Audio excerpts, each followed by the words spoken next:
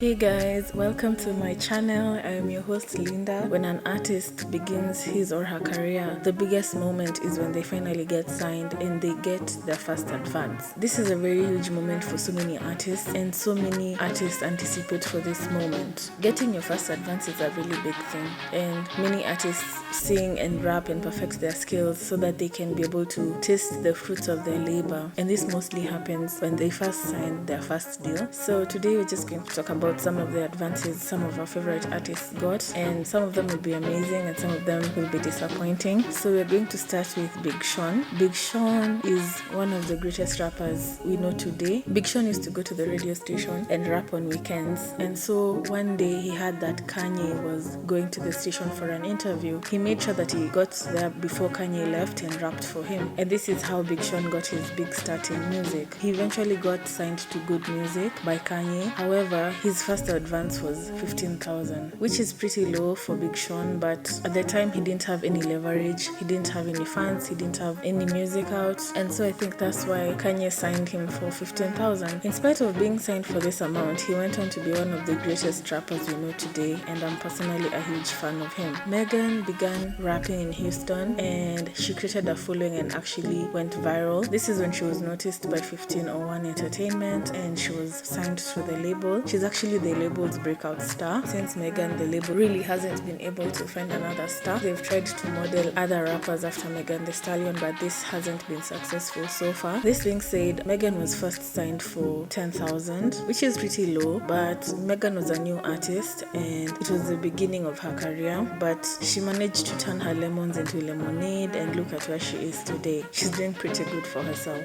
Tyga is one of our favorite artists. He's personally one of my favorite artists, and I really love his flow and the kind of music he puts out. Tyga was first noticed by Lil Wayne in the early 2010s, and he began going on tour with Drake, Nicki Minaj, and Lil Wayne. And so finally, when it came to getting signed to the label, Tyga didn't really make an effort to get a lawyer. He didn't make an effort to go through his contract. He just signed based on his relationship with Wayne, of which today he states that he really regrets. Not the relationship with Wayne, but the contract he signed, because he did not get an advance. And this is pretty shocking. He just didn't get an advance, and maybe this is why he had to buy himself out of his contract. Chloe Bailey is a really multi-talented artist. She's really multifaceted. She can sing, she can write, she can produce, and she can dance. And she's actually one of the greatest artists in our time. In spite of this, she wasn't really signed to a really good deal, because she was signed for a 5-album deal for 1 million. This seems a lot,